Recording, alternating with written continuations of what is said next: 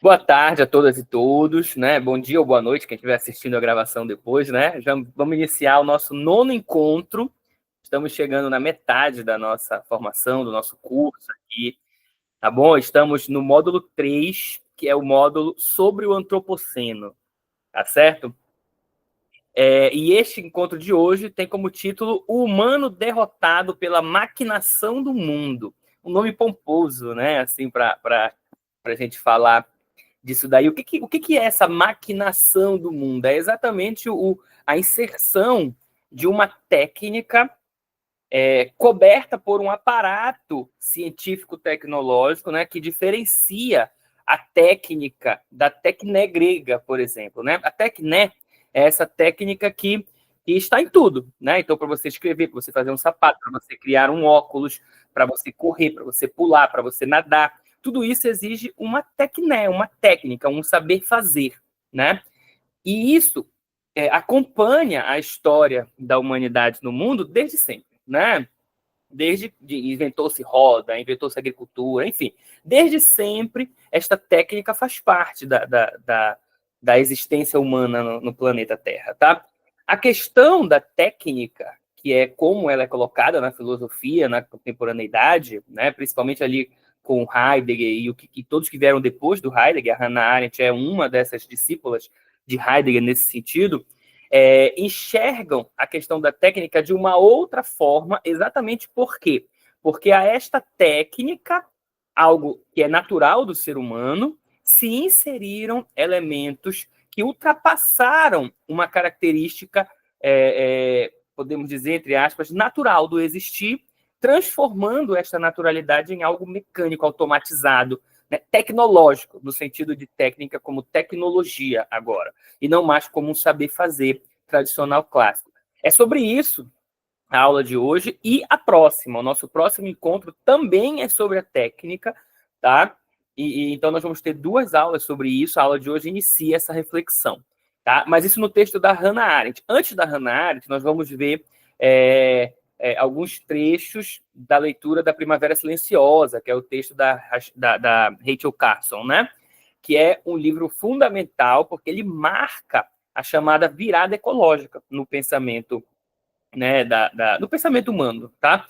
Então é o primeiro grande livro que provoca essa mudança radical na compreensão do como se está fazendo ciência, por exemplo. Vocês puderam ler os textos que eu separei para vocês viram que é uma questão muito biológica mesmo, ela vai falando dos insetos, formas de combater, essa coisa toda e tal, né? Mas dentro disso existe exatamente este elemento de preocupação com o modo como a ciência está sendo feita, com o uso da técnica, tá? Então, esta técnica, dentro da ideia da tecnologia, que tornou o mundo algo maquinal, né? Daí a gente falar de maquinação do mundo, tá bom? Então, vamos dar início, e aí vocês vão acompanhando, vão entender onde a gente quer chegar, tá bom? Então, vamos lá. Vamos começar com a Primavera Silenciosa, da Rachel Carson, que é um texto anterior ao texto Não, posterior, desculpe, ao texto da Hannah Arendt. Tá? É 4 anos depois do texto da Hannah Arendt. Não significa que a Rachel Carson leu a Hannah, provavelmente não. Porque a Hannah Arendt estava lá na Alemanha, apesar de ter ficado um tempo, né, nos Estados Unidos, fugida da guerra, depois ela retorna para a Alemanha, né, mas é da filosofia, então não existe aí nenhuma obrigatoriedade que a Rachel Carson, bióloga, tenha lido Hannah Arendt, por exemplo, né?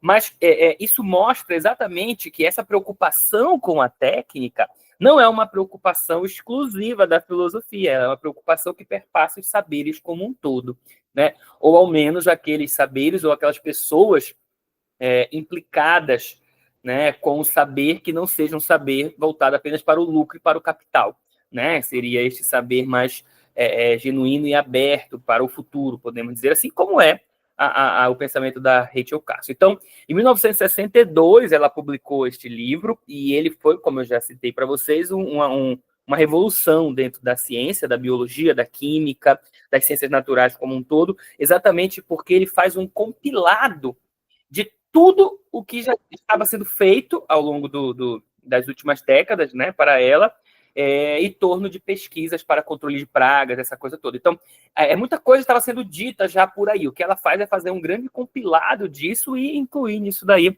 uma reflexão sobre a responsabilidade científica, tá? O começo, né, é uma espécie de introduçãozinha dela, chama-se Uma Fábula para o Amanhã, onde ela apresenta um lugar fictício, uma comunidade paradisíaca, idílica, né, perfeita, de comunhão com a natureza. Então, o urbano e o natural, para eles, essa diferença era marcada na época, tá? Entre aquilo que é natural, natureza, e aquilo que não é. A gente já viu isso, né? Em outros encontros. Então, essa harmonia acontecia, até que uma série de coisas começam a desandar, né? O rio, os bichos vão morrendo, o rio fica poluído, o ar, e aí depois no final ela vai dizendo, olha, este lugar não existe de fato, tá? Mas estas mazelas ecológicas, ambientais, climáticas acontecem, não todas ao mesmo tempo, mas algumas em conjunto ou isoladas em vários lugares ao redor do mundo, e tem acontecido com mais frequência nas últimas décadas. E é por causa disso que eu estou escrevendo esse livro, né? Essa comunidade destruída de forma rápida e brutal devido a algo que fugiu ao controle humano, né, não faz parte só da fábula criada pela Rachel Carson, é algo que já existe. E isso em 1962, né? Imagine se ela estivesse olhando para o mundo hoje, né? Como nós estamos vivendo. Bom, e aí ela começa falando, né, dessa obrigação de suportar, que é o capítulo seguinte, né? O início ali, o primeiro capítulo. E ela inicia dizendo que a história da vida no planeta, né, não está nem falando da vida humana, ela está falando da vida. Então, já dá para perceber aí que ela, de alguma forma, segue, né, mesmo que com ressalvas, a teoria evolucionista, tá? Então, ela vai dizendo, olha, a história da vida é a história da interação dos seres vivos com o ambiente, tá? Então, essa é a história da vida. Seres interagindo com o ambiente. Aí você pensa lá nos organismos unicelulares, na água, que ao longo da passagem de muitos milhares de anos vão saindo da água para um outro ambiente, vão assim evoluindo, enfim. Essa interação da vida com o ambiente, tá? As mudanças que a vida realiza no ambiente, olha o que ela vai dizer, sempre foram insignificantes, né? Então, o ser humano, né, passou a viver em comunidades, passou a realizar agricultura, por exemplo, né? Então, quando ele vai realizando agricultura, ele modifica de alguma forma o ambiente para construir uma plantação, cercar uma plantação, impedir que os outros animais cheguem e comam ali o que está nascendo e tal. Mas essas mudanças, elas são insignificantes para o todo do planeta. É isso que ela está dizendo, e isso desde sempre, né? Então, mesmo que você faça construa algo na beira do rio, isso tudo para ela vai dizer que é insignificante até o início do século XX, né? O período ali da industrialização e pós-industrialização, que aí a coisa muda de figura. Por quê? Porque aí as mudanças que o ser humano principalmente realiza no ambiente, talvez unicamente, já não são mais insignificantes. Aí quando você constrói uma hidrelétrica, por exemplo, esta mudança não é mais insignificante no todo do planeta Terra, porque aí você já alterou, né, a estrutura de um rio, você já alagou uma parte imensa de terra que antes era seca, você já matou um monte de espécies que viviam ali, você já precisou modificar como um todo aquele espaço. Ou você muda o curso de um rio, ou você... Então, as mudanças realizadas no século XX, elas aumentam, escalonam, né, de um modo que o equilíbrio e a harmonia da natureza com essa vida com a qual que estão em relação à vida e à natureza e tudo mais. Boa tarde, Fábio. Bem-vindo. Já não é mais algo insignificante, ela vai dizendo, tá? E mais, né? Ela vai, olha, essas mudanças são fruto de uma mudança na ciência. Porque quem está por trás de todas essas mudanças, mesmo que seja o interesse econômico, claro, né? Mas esse interesse econômico não iria fazer nada sem o suporte de um conhecimento científico que possibilita que essas coisas sejam feitas. Então, esta ciência, ela também tem uma mudança. E olha o que ela diz, é uma mudança de caráter, né? Então, antes, e a gente vai ver isso bem no texto da Hannah Arendt, ela vai tratando exatamente dessas mudanças que a ciência, que o conhecimento, o pensamento e a filosofia junto vão percorrendo, tá?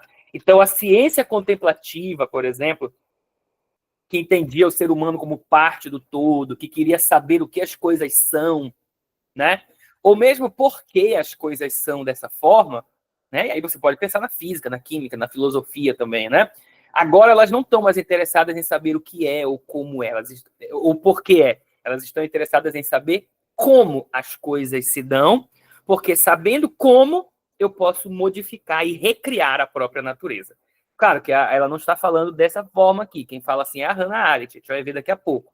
Mas é a essa mudança de caráter que ela está aludindo, tá? E aí tem uma citação dela logo no início do livro, ó. Essas mudanças, né, a maior delas, para a época dela, é a poluição, tá? A poluição tanto do ar quanto da água, tá? Então, essa poluição é, na maior parte, irrecuperável. A cadeia de males que ela desencadeia, não apenas no mundo que deve sustentar a vida, mas nos tecidos vivos, é, na maior parte, irreversível. Como é que a gente modifica, por exemplo, as destruições causadas na camada de ozônio, por exemplo? Dá para a gente recriar uma camada de ozônio, né?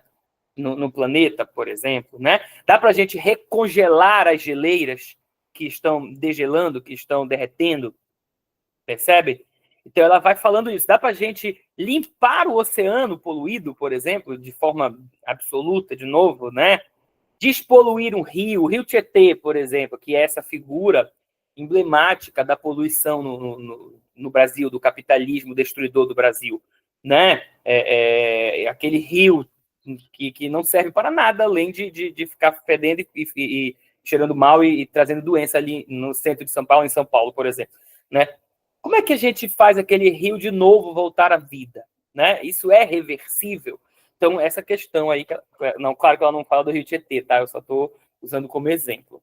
A rapidez da mudança e a velocidade com que novas situações são criadas seguem o ritmo impetuoso e insensato da humanidade. E não o caminho, né, o tato, acho que está errado aí, não faço, né? E não o caminho cauteloso da natureza, né? Então vejam, a natureza tem as suas próprias mudanças, né? Um vulcão pode ficar em extinção, pode adormecer, um rio pode secar, nascer outro, enfim, outra nascente, um terremoto, mexe a placa tectônica, muda o continente de lugar. Então, existem mudanças também na natureza, mas essas mudanças, ela diz, são cautelosas, né? Pensando na evolução das espécies, por exemplo, enfim. Né? Só que as mudanças provocadas pelo homem desta ciência, pelo humano desta técnica no século XX, elas são muito velozes, elas são muito bruscas, muito violentas. Então, elas são, como ela diz aí, impetuosas e insensatas, né? E aí é isso que tem provocado, já em 1962, uma situação preocupante para Rachel Carson, né? Se adaptar às novas situações, às novas substâncias que são lançadas no ar, exigiria gerações, mas é impossível realizar esse processo de adaptação. Por quê? Porque sempre novas situações são criadas. Então, suponhamos que neste exato momento pare-se de contaminar, de poluir, de destruir o ambiente. Né? Vamos imaginar na época dela, é nisso que ela está pensando. Vamos imaginar que hoje, 1962, os cientistas, o ser humano, a economia, o capitalismo, as empresas parem de usar agrotóxicos e coisas assim, né? Parou. Não vai mais usar. Ainda vai demorar 1, 2, 3 gerações para que o ambiente se recupere, para que o organismo humano se recupere dessas coisas desses venenos que nós jogamos. Só que isso não para. Então, quando a gente mal começou a se recuperar, já tem outra coisa sendo lançada no ar, enfim. Né? E ela está denunciando especificamente esse uso de veneno, de agrotóxicos, borrifando para matar os insetos. É uma guerra contra os insetos que ela vai denunciando. Vocês viram isso no texto, né? Para ela, isso era a destruição anunciada, tá? Até porque, e ela vai falando isso ao longo dos capítulos do livro, né? Não se faz um estudo sério sobre como que esses venenos alteram, por exemplo, a genética humana. Como isso afeta o próprio ser humano, né? Se não faz esse estudo, ainda mais o ambiente, né? Bom, aí tem uma citação legal que ela encerra dizendo assim, ó, os historiadores futuros talvez se espantem com o nosso senso de proporção distorcido. Se espantem que seres inteligentes, como nós, tenham almejado controlar umas poucas espécies indesejadas por um método que contaminou todo o meio ambiente e trouxe a ameaça da doença e da morte, inclusive para a sua própria espécie. Olha só que curioso, né? E vejam, esse livro dela foi tão importante que ele conseguiu frear, né, no Senado americano, enfim, nas leis americanas, o uso de... Claro, não acabou, mas conseguiu frear, conseguiu apresentar argumentos plausíveis e irrecusáveis de que não se podia continuar realizando tudo o que se estava realizando para matar insetos, por exemplo, né? Vocês chegaram a ler, você viu a campanha contra a formiga de fogo, a nossa formiga de fogo da América Latina, né, da Argentina, aqui do Brasil, né, que foi levada para lá clandestinamente, foi junto com frutas, enfim, né, e eles fizeram uma campanha para matar as formigas de fogo e borrifaram veneno das cidades inteiras, e o caramba, isso afetou um monte de gente, matou um monte de outros bichos que não eram para ser afetado, e aí a formiga de fogo ficou 1, 2, 3 semanas sem, e depois apareceu o dobro de formiga de fogo, tanto que eles mudaram o nome da espécie da formiga de fogo em latim para invicta, porque não se pode matar ela, né? Ela sobreviveu a tudo.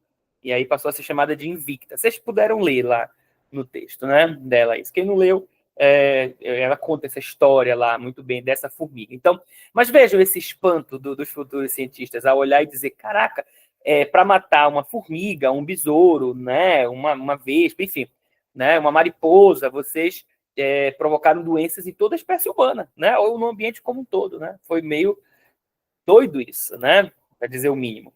O problema, cuja tentativa de solução desencadeou essa série de desastres, está associado ao nosso estilo moderno de viver. Tá? Isso é muito claro para ela, né? Exatamente porque esses problemas não existiam no século XVIII, no século XVII, no século XVI, no século XV, e assim por diante, né? Então isso é um problema moderno. Isso é um problema de uma humanidade que passou a viver a partir dessa tecnologia, dessa técnica, que passou a produzir. Guarda isso aqui que a gente vai falar mais disso já já com relação a Hannah Arendt, tá? Aí olha só essa reflexão que ela vai fazendo. A guerra contra os insetos é uma guerra econômica, isso está claro, né? Para qualquer o Ailton Krenak falou isso para nós, a gente leu, a gente ouviu, né? Os únicos processos de reflorestamento que realmente funcionam e dão certo são o plantio e reflorestamento de florestas de curto prazo, que crescem em 8, 9 anos, porque elas podem ser derrubadas e geram dinheiro, geram lucro, né? Então, a economia está presente neste modo de viver moderno, né? Ela comanda, é o capitalismo quem comanda a nossa estrutura social, o nosso modo de viver, tá? Antepassados, ela vai dizer, ó, não previram este problema, não previram por quê, né? Porque esse problema não era real. E aí ela vai citar, ele não estava presente, aí ela vai citar a Declaração Universal dos Direitos Humanos e vai dizer, olha, só não existe na Declaração dos Direitos Humanos um direito à proteção contra os venenos, porque quando se elaborou, na reunião da ONU, que se elaborou a Declaração dos Direitos Humanos, ainda não havia tido um alerta para essa dificuldade, para essa problemática. Porque senão, certamente, estaria lá um direito à vida, direito à água, direito à saúde, direito a não viver num ambiente poluído por venenos, por agrotóxicos. Agrotóxico é algo mais nosso, né? Um nome mais moderno, mas os venenos e tudo mais. Bom, e aí, para encerrar a Rachel Carson e a gente entrar na Hannah Arendt, tem essas outras citações dela aí. Vejam só o que ela escreve para a gente. A consciência da natureza da ameaça ainda é muito limitada, né? Esta é uma era diferenciada, né? Cada um deles enxerga seu próprio problema, de especialistas, tá? Ela quis dizer aí que cada um é especialista ali na química, não sei do que, o outro é especialista na física, não sei da onde, o outro é especialista na biologia de tais e tais espécies, o outro na biologia de outras, o outro na botânica. Então é uma era de especialistas, aonde não se consegue enxergar o macro, o todo. Ou seja, falta o que ali? Falta um pensamento filosofante, né? É o que a Hannah Arendt vai dizer. Quando você vai se especializando em algo, você transforma o pensamento crítico, filosofante, em um pensamento mecanizado, que vai ser chamado na filosofia de razão instrumental. A razão instrumental é exatamente esta razão que não é filosófica. É o que a gente viu no Heidegger no encontro passado, é o pensamento que calcula, não o pensamento que medita, né? Esse tipo de pensamento, que é o que predomina, é onde cada um enxerga o seu próprio problema e não tem consciência do quadro maior em que ele se encaixa, ou se recusa a apreciá-lo, né? É também uma era dominada pela indústria, em que o direito de ganhar $1 a qualquer custo dificilmente é contestado. Quando a população protesta, confrontando com óbvias evidências de resultados danosos das aplicações de pesticidas, recebe como resposta pílulas calmantes de meias-verdades. Precisamos urgentemente acabar com essas falsas garantias, com o adoçamento das amargas verdades. É a população que se pede que assumamos os riscos que os controladores de insetos calculam. Então, é o povo quem padece disso daí, né? A população precisa decidir se deseja continuar no caminho atual ou só poderá fazê-lo quando estiver em plena posse dos fatos. Nas palavras de Jean Rostand, e aí ela cita, olha, que é o que dá nome ao capítulo dela, né? A obrigação de suportar nos dá o direito de saber. Isso que ela está escrevendo em 1962 vale para hoje, tá, gente? Então, a lei que coloca no produto um T imenso, indicando que o alimento é transgênico, ou seja, geneticamente modificado, não é uma lei que, de fato, esclarece as pessoas sobre os alimentos transgênicos, percebe? Então, você pede que as pessoas suportem essa mudança, ou seja, comam aquele milho, aquela soja, aquele alimento modificado, né, na sua estrutura, né, transgênico, sem explicar para elas o que isso significa. Então, é como se dissesse, olha, você vai suportar isso daqui, mas você não precisa saber o que é isso daqui. Era o que se fazia lá com os pesticidas e é o que se faz hoje com os alimentos, com os agrotóxicos nas plantações, percebem? Então, a gente não sabe de fato das coisas. Por que um agrotóxico é liberado, por que o outro não é? Por que um agrotóxico é proibido em sabe-se lá quantos países na Europa e é liberado no Brasil? Quer dizer que lá na Europa faz mal, mas no Brasil não faz mal? Né? Percebe? Então, essa falta de conhecimento, ela joga em favor da economia, do capitalismo, da indústria. Né? E ela é proposital. Você não pode deixar as pessoas saberem. Tá? Dos direitos, de como ir atrás das coisas, de como lutar para melhorar a sua qualidade de vida, porque isso prejudica o sistema. Né? O capitalismo, na sua forma tradicional, só funciona se existem pessoas oprimidas, pessoas sofrendo, pessoas brutalmente violentadas pela estrutura do capital. Senão não existe capitalismo. Eu não tenho como ter o rico sem ter o pobre, percebem? Né? O próprio neoliberalismo, né, como essa versão moderna aí da nossa sociedade. Então, eu não tenho como ter o bem-sucedido se eu não tenho fracassado, né? E isso vale para essas reflexões também sobre o ambiente, né? Eu preciso romper a cerca e passar com a boiada, passar com tudo, aproveitar e passar com tudo, porque é isso que vai dar lucro, né? Agora, se eu ficar esclarecendo, ensinando, né, abrindo a mente das pessoas, né, e libertando no sentido freiriano, né, elas vão se revoltar contra essas coisas, né? Porque elas não vão querer suportar isso que vai trazer danos, tá? Bom, e aí a gente pula o livro inteiro dela, porque ela vai contando, mas é interessantíssimo para quem gosta da temática, tá?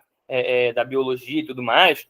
Ela vai contando várias formas de fazer controle das pragas, enfim. E aí, no final, ela apresenta esse capítulo chamado A Outra Estrada, tá? E aí que é focada especificamente na guerra contra os insetos, tá? O capítulo descreve a guerra científica contra os insetos. E aí ela vai apresentando métodos diversos deste combate, no fundo, né, aos interesses econômicos, como a gente já colocou, né? E aí, vejam só, verdadeira guerra contra a vida não vista, senão como um estorvo. Então, essa guerra dos insetos é justificada porque os insetos não passam de um estorvo na visão, né? Eles não têm nenhuma outra utilidade. Olha que loucura, né? Eles não têm nenhuma outra utilidade, porque acaba se incluindo todo mundo, né? Aí já pensou, né? Como seria o mundo sem abelhas, né? Veja. Então, O estorvo, na verdade, é porque alguns insetos estão destruindo a plantação, né? E aí justifica, então, uma guerra nacional contra essas criaturas, né? Bom, aí vocês puderam ler lá. E aí ela vai falar de várias formas, tá? E aí já vamos para o final, que é onde ela insere a reflexão. Para além dos métodos químicos e tecnológicos, começa a surgir a ideia de colocar a vida contra a vida. E aí é o que ela diz, olha, se a gente vai continuar nessa seara de combater os insetos, né, as pragas, enfim, para não destruir as plantações e tudo mais, então que isso seja feito, que a ciência seja utilizada de forma inteligente nesse sentido, né, que não destrua a nós mesmos e ao ambiente como um todo no processo. Então, vamos começar a se pensar, colocar bio contra bio, né? A vida contra a vida, é aquela parte que ela vai dizer dos experimentos que vão encontrando formas, por exemplo, de tornar inférteis os machos de tal espécie de mosca, por exemplo, né? E aí solta essas moscas numa ilha, e aí, com o tempo, elas vão se tornando a maior quantidade, e aí depois acaba a mosca porque elas são inférteis, né? Elas foram castradas, né? Podemos dizer assim.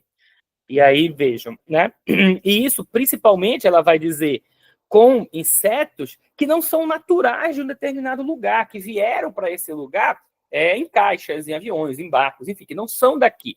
E estão causando um desequilíbrio neste ambiente, porque eles não são desse ambiente naturalmente. Percebam que há uma consciência no que ela está dizendo. Você não tem que destruir um inseto que faz parte daquele ambiente, porque se ele sempre esteve ali, é porque o equilíbrio da vida naquele lugar, naquela floresta, enfim, naquele pântano, né, e naquele lugar de forma geral, né, depende daquele inseto. Agora, quando um inseto externo chega, ele começa a desequilibrar um determinado ambiente. Aí você precisa controlá-lo, né? E aí é nesse tipo de controle que ela está pensando, tá?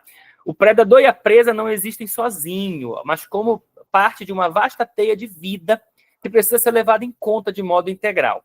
Talvez as oportunidades para os tipos mais convencionais de controle biológico sejam maiores nas florestas. As terras de cultivo da agricultura moderna são extremamente artificiais, diferentes de tudo que a natureza já concebeu. Mas as florestas são um mundo diferente, muito mais próximo dos ambientes naturais. Lá, com o mínimo de ajuda, olha que interessante isso, né? Com o mínimo de ajuda e o máximo de não interferência da parte dos seres humanos, a natureza pode agir livremente, armando todo aquele maravilhoso e intrincado sistema de equilíbrio de forças que protege a floresta de danos excessivos causados pelos insetos. E aí ela vai dizer, por exemplo, que em algumas florestas, agora eu não vou lembrar o lugar, chegou um determinado inseto que estava destruindo, estava causando desequilíbrio ali no sistema, e aí eles inseriram uma aranha naquela floresta, que também não era de lá, mas essa aranha era a caça daquele inseto, vejam só, né? Que estava provocando desequilíbrio e estava fazendo com que certas frutas que os pássaros se alimentavam, olha que curioso, né? Vocês leram lá, né? Isso. Não conseguissem se alimentar, então os pássaros estavam sofrendo porque as frutas estavam acabando, porque os insetos estavam coisando. Então inseriram uma aranha específica naquele lugar. A aranha fazia teias que duravam meses e tal, semanas. As teias capturavam aqueles insetos, consequentemente, os pássaros comiam aquelas aranhas também e as frutas que voltaram a existir, e de alguma forma a floresta se reequilibrou. Mas a única coisa que o ser humano fez foi inserir essas aranhas lá e saiu fora, né, como se diz, e deixou com que a natureza fizesse o seu trabalho. Isso é um exemplo que ela dá de experimento bem sucedido. Mas vejam que curioso, né? Por mais que tenha sido bem sucedido, olhem o grau de importância que o ser humano dá a si mesmo e à sua ciência, né? Nessa ideia de que nós temos a habilidade, olha só, de modificar uma estrutura, né, da cadeia alimentar de um ambiente, de uma floresta, por exemplo, né? O poderio humano aí, isso é bem antropocêntrico, né? Ainda que, de alguma forma, no caso das cidades, da agricultura, nós teríamos provocado isso, né? Veja, quando você... O Antônio Bicho fala muito disso, né? Quando você faz uma monocultura, você acaba destruindo toda a diversidade de um ambiente para criar um único tipo de alimento ali.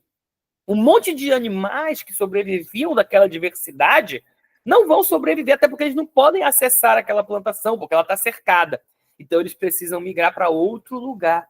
Essa saída para outro lugar vai provocar mudança naquele outro lugar também, porque vai chegar um monte de espécies lá que não eram de lá, né? Espécies terrestres, aves, enfim, insetos e tal.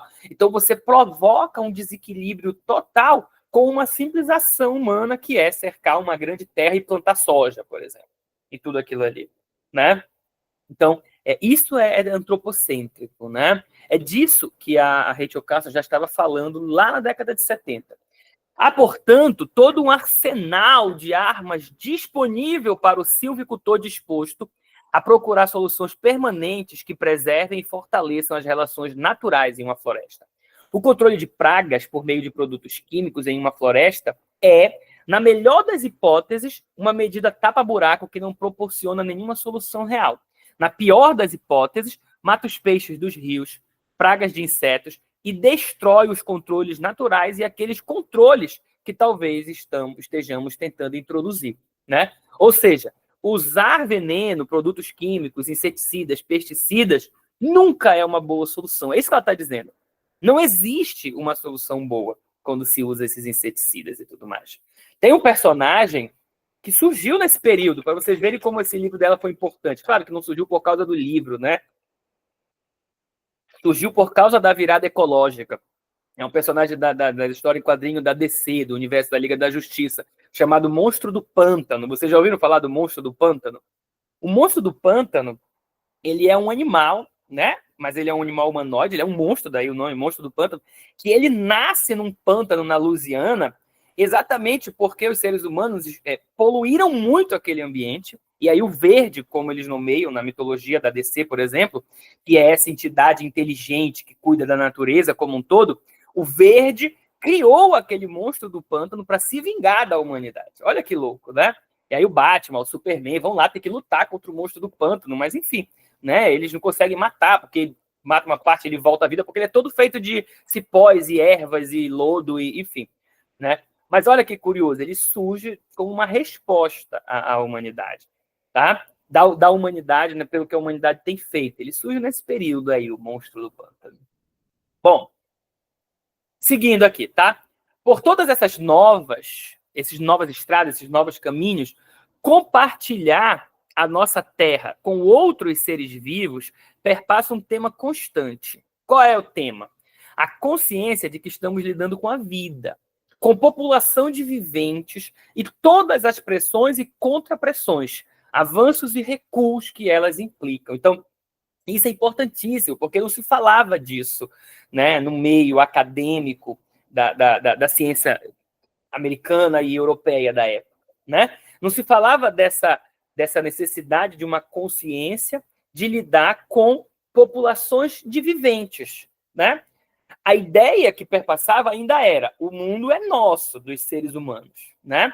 A gente utiliza a natureza como a gente quiser. E as preocupações com a preservação do meio ambiente, elas eram sempre porque, se não for preservado, nós não poderemos mais usufruir e tirar o que a gente quiser do meio ambiente. E ela já insere um pensamento diferente. Olha, a preocupação não é por causa disso, é porque são seres vivos com os quais estamos, né, em relação e do qual dependemos, né? Só levando em conta que as forças vitais que buscam orientar dessas forças vitais, né, buscando orientá-las com cautela para canais que são favoráveis para nós mesmos, é que podemos esperar alcançar uma acomodação razoável entre as ordens de insetos e de nós mesmos, tá? Os ataques químicos são arrogantes, olha só, sem nobreza de espírito, e só provam a força da terra em contra-atacar. Porque, vejam, e aí ela relatou ao longo do livro inteiro um monte de situações, e em todas elas, os insetos saíam vencedores, né? Olha que curioso, né? É por isso que ela escreve, olha, todos esses ataques arrogantes, sem nobreza de espírito, nos nossos termos do nosso curso, né, sem cuidado ético e amoroso com os mundos, né, eles só provam a força que a vida na Terra tem em contra-atacar a humanidade, né? Como a história da Invicta, da formiga de fogo, que voltou muito mais poderosa. Ou, se quiserem, né, algo mais moderno, como a história dos das superbactérias, né? Que a gente combate com os antibióticos e elas se fortalecem e se tornam mais poderosas ainda, né? E tudo mais. Então, e aí, se quiserem ampliar ainda mais os rios que provocam as enchentes, enfim, né? Essa devolutiva do planeta, como a gente tem falado ao longo dos cursos, né? Esse retorno de Gaia, essa vingança de Gaia para com tudo que nós fizemos ao longo dos milênios aí. O controle da natureza é uma frase que exprime arrogância, nascida da era neandertal da biologia e da filosofia, né? Quando se supunha que a natureza existisse para a conveniência do ser humano. Os conceitos e as práticas da ontologia aplicada datam, em sua maior parte, da Idade da Pedra da ciência. Nossa preocupante tragédia é que uma ciência tão primitiva tenha se armado com as mais modernas e terríveis armas, e que, ao voltá-las contra os insetos, tenham-nas voltado também contra a Terra. Né? Viram isso daí? Percebam, essa raiva dos insetos, ela é muito antiga, né? Não é à toa que seres alienígenas, eles sempre são mostrados assim em formas de insetos, de algum modo, né? Na literatura, na ficção científica, né? Ou como répteis também, mas aí os répteis têm a ver com o lance da serpente, né? Essas cosmogonias mais judaico-cristãs e tudo mais. Mas o inseto sempre aparece ali como um inimigo, como um estrangeiro, é como se ele não fizesse parte daqui, né? E não devesse fazer parte. Isso é algo para a gente refletir, né? Bom, agora vamos para Hannah Arendt, a condição humana. E aí a gente dialoga com o texto da Rachel Carson, tá? Para entender essas mudanças no pensamento humano que levaram até este momento presente em que essa arrogância comanda a ciência, tá? Então, o livro da Hannah Arendt chama-se A Condição Humana, e neste livro tem vários capítulos, é um livro belíssimo, eu disse antes de começar a gravação, estava comentando com vocês. Nesse livro, ela vai analisar especificamente 3 condições humanas. Existem muitas condições, mas ela escolhe 3, que são as 3 condições que compõem para ela a vida ativa, né? A vida humana enquanto este ente que pode agir no mundo, a vida ativa. Para ela, a vida ativa se compõe de labor, trabalho e ação. E aí ela escolhe esses 3 e ao longo do livro analisa esses 3. E aí ela vai dizendo, olha, deixamos de fora o pensamento, que é uma outra condição humana. O espaço é outra condição humana, o tempo é outra condição humana, o planeta Terra, para ela, é talvez a maior condição humana, né? Sem planeta Terra não existe humano, não existe humanidade. Então, o planeta Terra é a condição humana. A morte é uma condição humana, a finitude, né? O nascimento. Então, tudo aquilo que, sem o qual o ser humano não é possível, é uma condição para a humanidade, tá? Então, é isso que significa o termo condição humana. Sem isso, não há humanidade. Então, isso é condição da humanidade. E aí ela escolhe 3, que ela nomeia de vida ativa, né? Que são esses textos que a gente vai ver agora. Este livro, tudo que é crepuscular asco. Sim, Joyce, exatamente, né? Tudo que dá medo, né? Assusta. Porque falta uma abertura ao mistério, voltando ao texto do Heidegger na semana passada, né? Isso é esse misterioso, a gente não está aberto a ele, né? Bom, esse texto é de 1958, então ele é 4 anos antes do texto da Rachel Carson, tá? E nesse texto ela vai trabalhar aí, como eu falei com vocês, a vida ativa, que são essas atividades humanas fundamentais, tá? O labor, o trabalho e a ação. O que é cada um deles? Isso não está no trecho que eu pedi para vocês lerem, tá? Esse é o capítulo 1 do livro, mas eu trouxe para poder sintonizar vocês antes da gente entrar na parte específica das desconstruções e inversões no pensamento, tá? O labor seria o processo biológico do corpo humano, é esta condição humana de laborar mesmo, respirar, o batimento cardíaco, o sangue correndo pelo corpo, isso tudo é labor, tá? Então, a condição humana do labor, ela vai dizer, é a própria vida. A vida, sem a vida não há ser humano. Então, o labor e a vida estão imbricados aí, tá? É isso, é o respirar, como eu disse para vocês, é o dormir, é o acordar, é o excretar, né? Enfim, tudo que faz parte do labor humano, desse algo que a gente acaba não escolhendo, mas que a gente faz, né? Bom, e precisa fazer, senão a gente não vive. A vida é essa condição aí. O trabalho é aquilo que é artificializado pelo homem. Então, o trabalho é a ação humana, diferente do labor, que a gente escolhe fazer e que, ao fazer, a gente modifica o mundo. Aquilo que a gente chama de criação de mundo, que a gente viu no Heidegger, que a gente viu em outros momentos, está vendo melhor, mais especificamente agora, a criação de mundo é dada por meio do trabalho. É o trabalho que cria o mundo, tá? Não à toa, a condição humana do trabalho é a mundanidade, né? Então, sem mundanidade não existe ser humano. Sem mundo não existe ser humano, tá? Eu preciso do mundo. E o que é o mundo, gente? Ou os mundos, como a gente tem nomeado aqui no curso. É todo este complexo de relações simbólicas e semióticas nas quais eu existo, tá? Sem isso não há ser humano, tá certo? Enquanto ser humano, tá? Lembrem, ela é uma aluna, discípula do Heidegger. O Heidegger tem aquela tese do qual a gente já falou. O ser humano é criador de mundo, o animal é pobre de mundo e a pedra não possui mundo, é sem mundo, tá? Então, para Hannah Arendt, seguindo o Heidegger, sem mundo, o ser humano não seria ser humano, ele seria exatamente igual a todos os outros animais.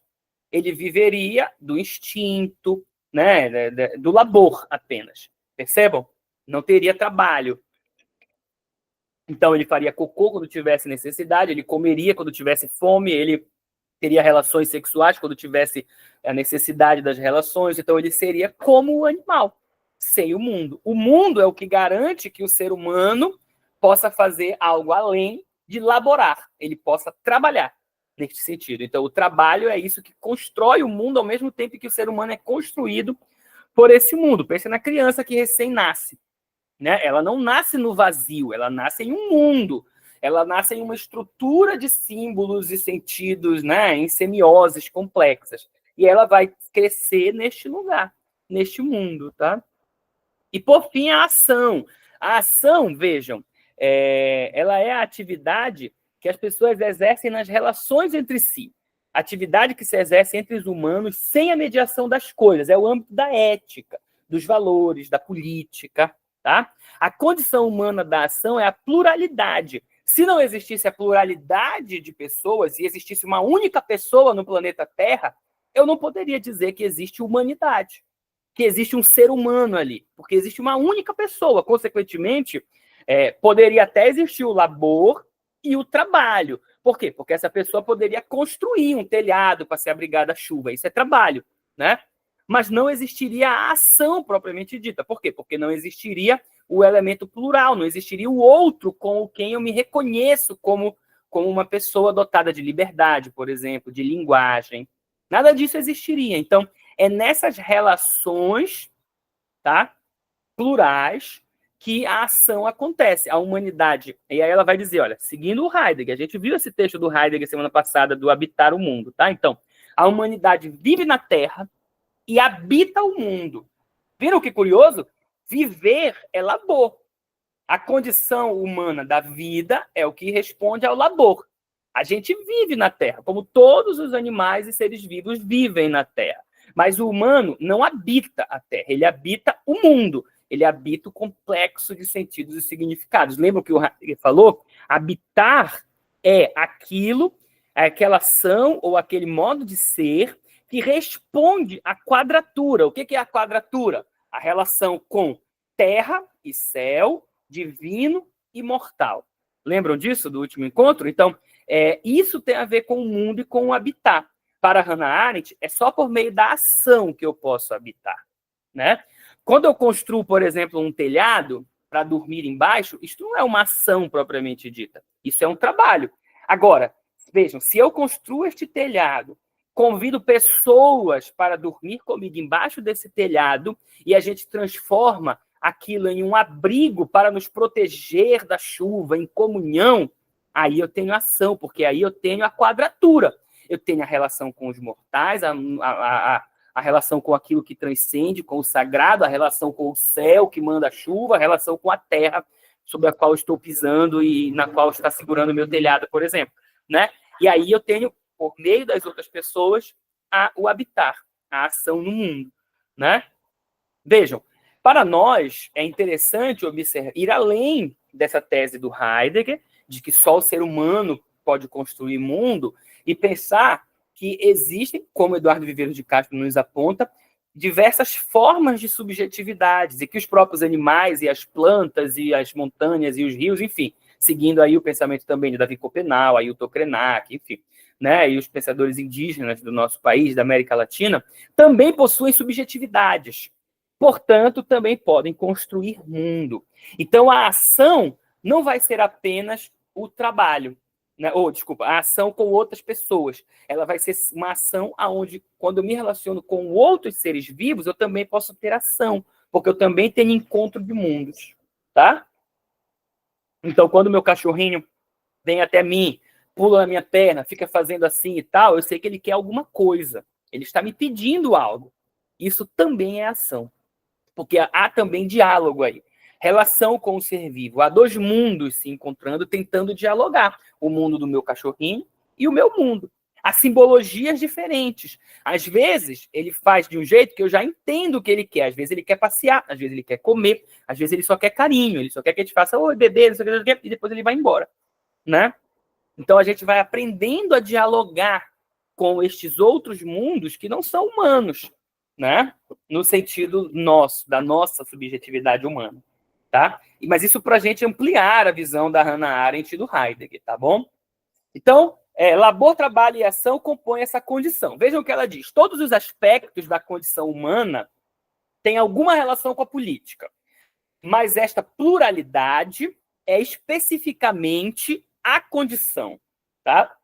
Não apenas a condição sem a qual, que aí significa condition sine qua non em filosofia, né?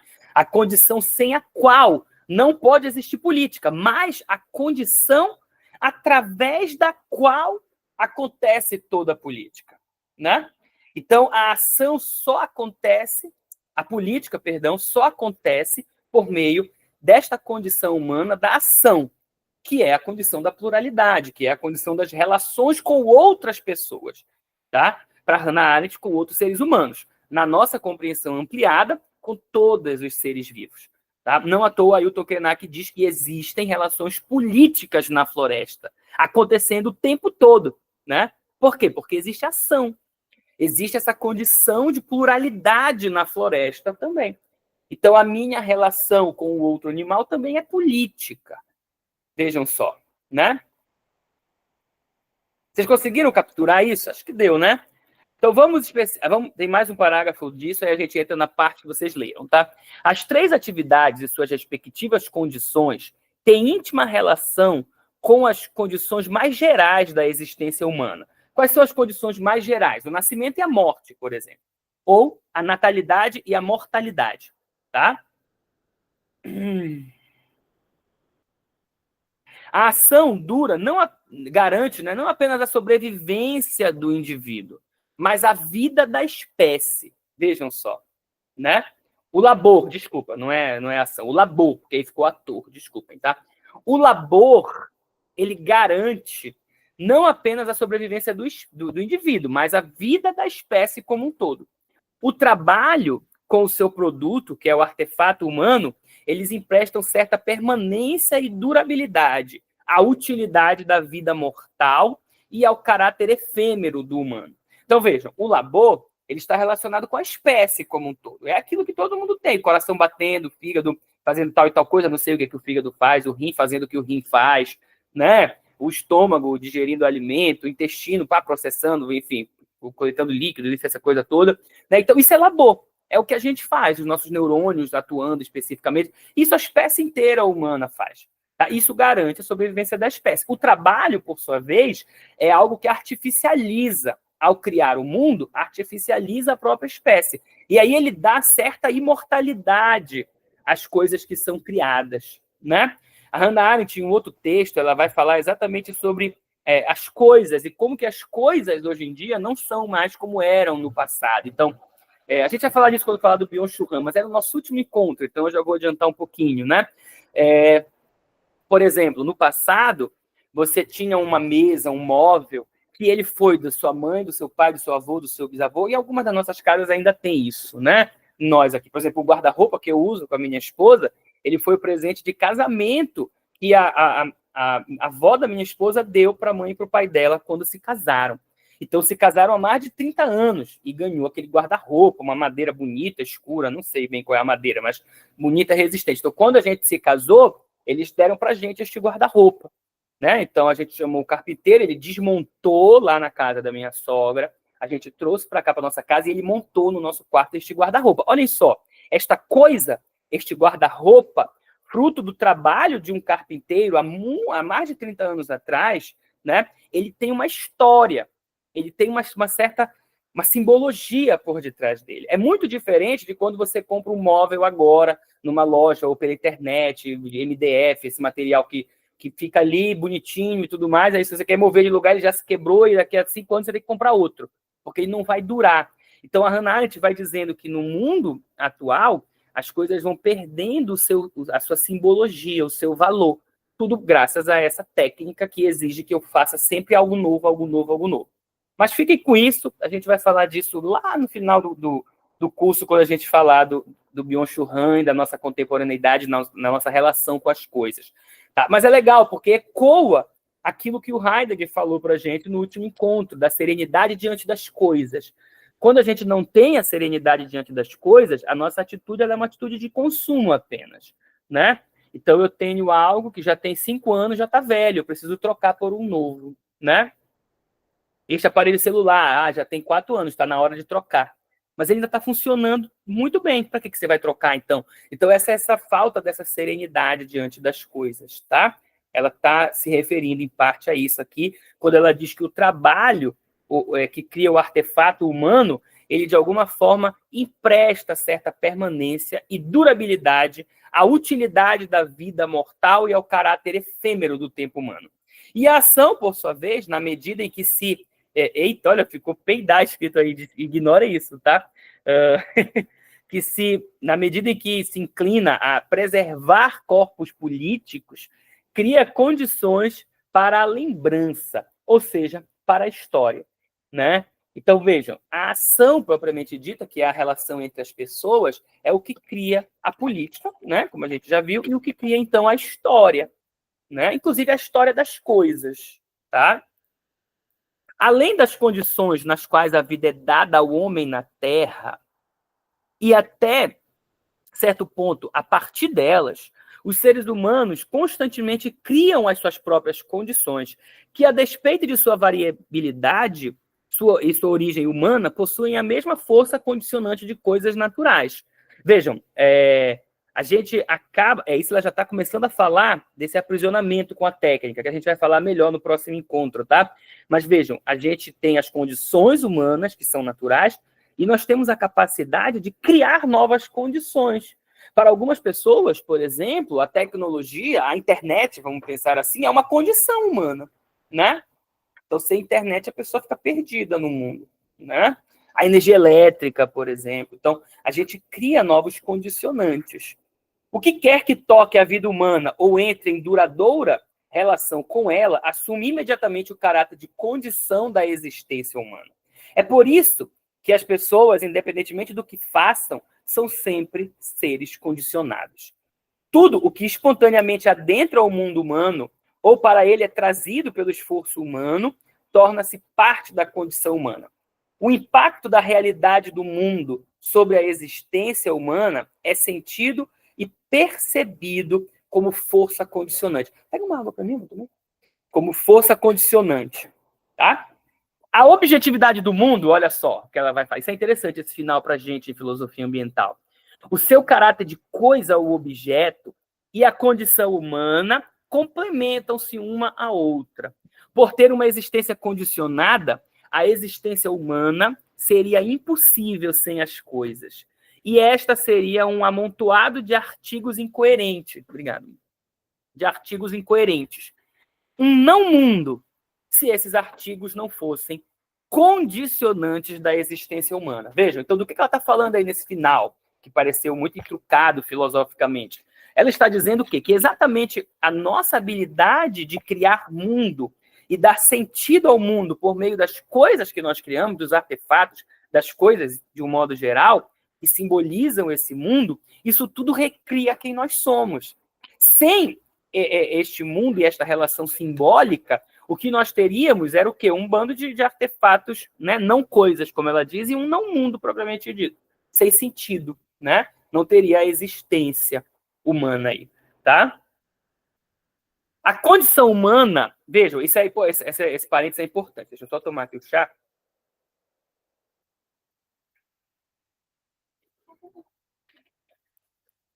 Que aí eu boto para fazer mais aqui, ó. Vejam, isso que ela está chamando de condição humana não é a natureza humana, tá? Lembre, para os europeus, isso a gente viu no Eduardo Viveiros de Castro, né? A natureza humana é aquilo que é imutável. Lembram do nó duro no texto dele sobre o mármore e a murta? A gente viu no nosso primeiro encontro, né? As culturas são diversas e a natureza é uma só, tá? A Hannah Arendt, ela segue essa ideia, até porque ela está lá na Europa, ela é uma filósofa antropocêntrica também. Então, ela segue essa ideia de uma natureza. Mas ela está fazendo uma diferenciação aqui. Ó. O que ela está chamando de condição humana não é a natureza humana. E a soma total das atividades e capacidades humanas, que corresponde à condição humana de um modo geral, não constitui algo que se assemelhe à natureza humana. E aí, para explicar isso, ela vai ter uma viagem fictícia, ela vai falar de viagem espacial. Olha só.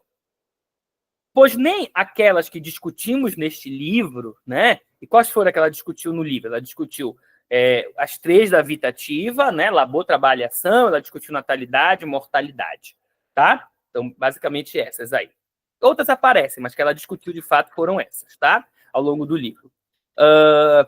Acho que discutiu nem as que ela deixou de mencionar, como o pensamento e a razão, por exemplo, e nem mesmo a mais meticulosa enumeração de todas elas constituem características essenciais à existência humana, no sentido de que, sem elas, a existência deixaria de ser humana.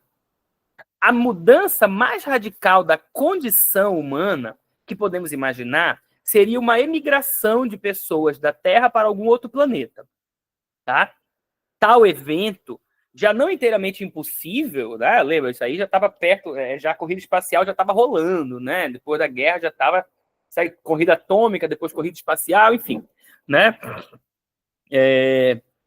Esse evento implicaria em que o ser humano teria que viver sob outras condições, condições feitas por ele mesmo, inteiramente diferentes daquela que a Terra lhe oferece. Imagina o Elon Musk levando todo mundo para morar em Marte, né? Levando um grupão de pessoas para morar em Marte. Lá eles não têm oxigênio, não têm um monte de coisa. Então, eles teriam que artificialmente construir as condições da existência humana lá, tá? O labor, o trabalho e a ação, e, na verdade, até mesmo o pensamento como conhecemos, deixariam de ter sentido em tal eventualidade, em tal situação. Não obstante, até mesmo estes hipotéticos viajores terrenos ainda seriam humanos. Vejam, então por isso que as condições humanas não são a natureza humana. Porque mesmo essas pessoas em um outro planeta, vivendo de uma outra forma absolutamente diferente, ainda são humanos, né? E aí, se a gente quiser, lembre, ela é judia, ela está no pós-guerra, após todas as atrocidades acontecidas nos campos de concentração, né? Ela está dizendo exatamente o quê? Todos aqueles judeus e judias colocados em situações absolutamente desumanas, sem liberdade, sem direito a pensar, sem direito a se alimentar, trabalhar, nada disso, ainda eram humanos, né? Então não importa, você pode retirar todos os condicionantes de um ser humano, ele continua sendo humano, porque ele ainda tem a natureza humana, seja essa natureza o que for, tá? Então a pessoa morre, por exemplo, ela está morta, não existe mais nenhuma condição humana nela. Por quê? Porque ela não está mais viva. Nem a vida, que é a condição do labor, existe mais, porque ela morreu. Mas isso não faz com que ela deixe de ser humana. Ela é um ser humano que morreu. Percebem? Então, ela não chega a definir o que seria essa natureza humana, também não é o objetivo dela, tá? Mas o que ela está dizendo desses viajantes de Marte, da Lua, para onde quer que seja, é para exemplificar isso, né? Você continua sendo humano mesmo em todas as outras mesmo em condições absolutamente diversas e diferentes, tá? Isso é interessante, eu trouxe essa citação dela, porque nos ajuda a fazer um link, por exemplo, com quando o Ailton Krenak e outros pensadores indígenas dizem que a humanidade está em todas as coisas, vejam, né? Ou este algo que nós chamamos humanidade, né? Este espírito, seja lá o que for, essa subjetividade, essa consciência, sei lá, né? Por quê? Porque isto não tem a ver com condições humanas, né? Tem a ver com uma natureza, tá?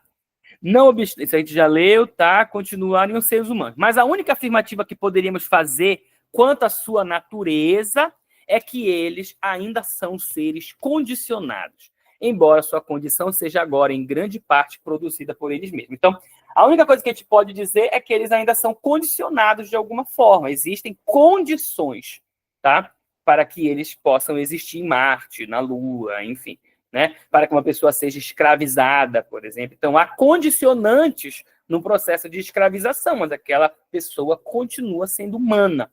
Você não retira a humanidade de ninguém, tá?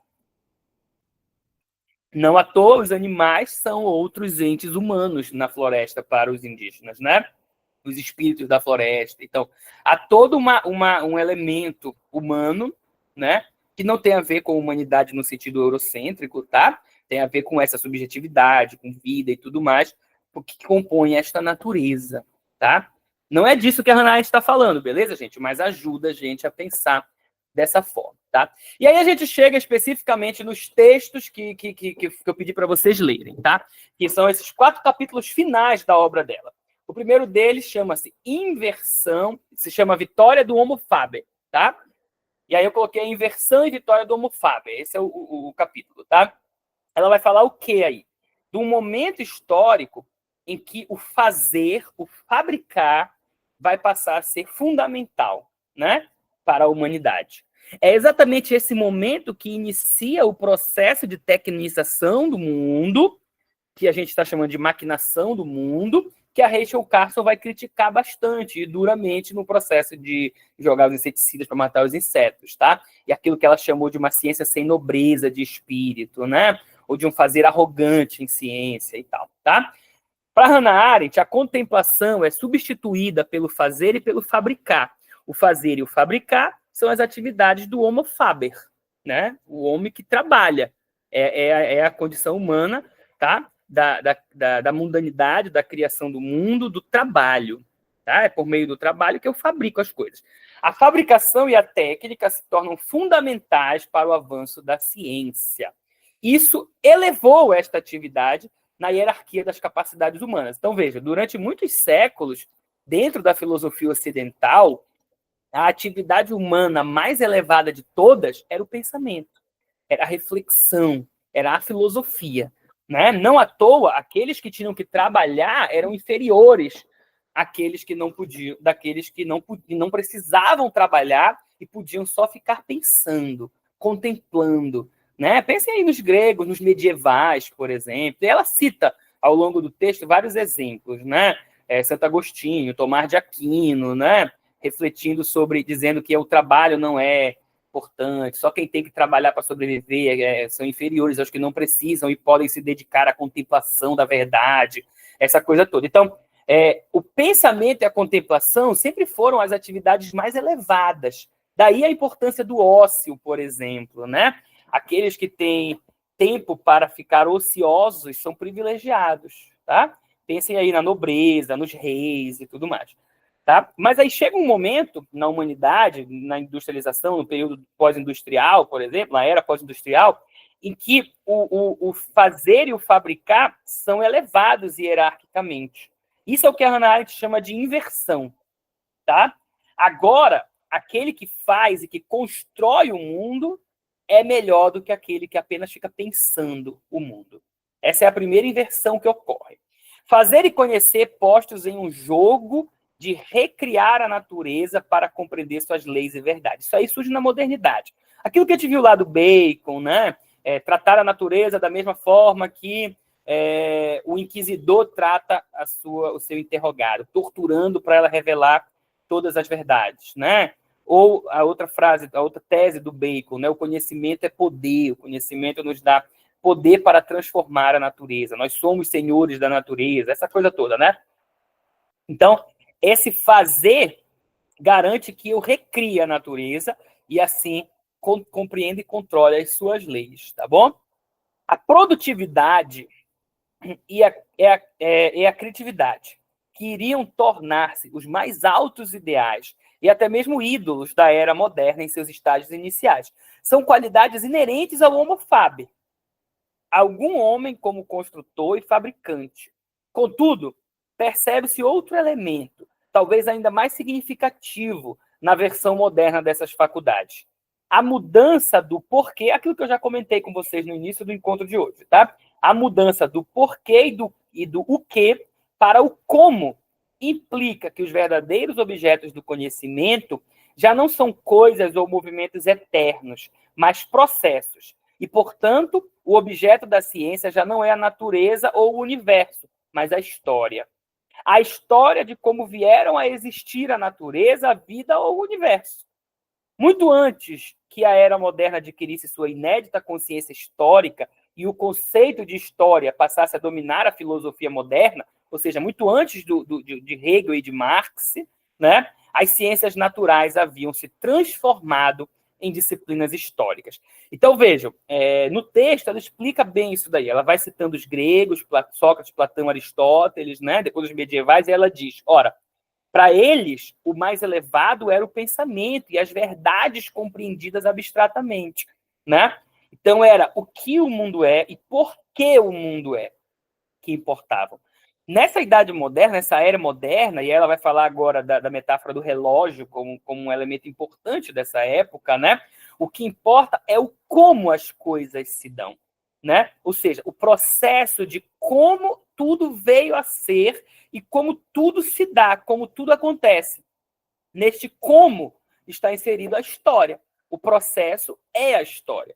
Então, essa inversão que retirou, que baixou a hierarquia do pensamento que medita, se quisermos o texto heideggeriano, ou o pensamento contemplativo, como a Hannah Arendt coloca, e elevou a atividade de fabricação, a ação do homo, o trabalho e a ação do Homo faber, né? Ele é uma inversão que se dá quando o processo e a história das coisas é que passam a importar.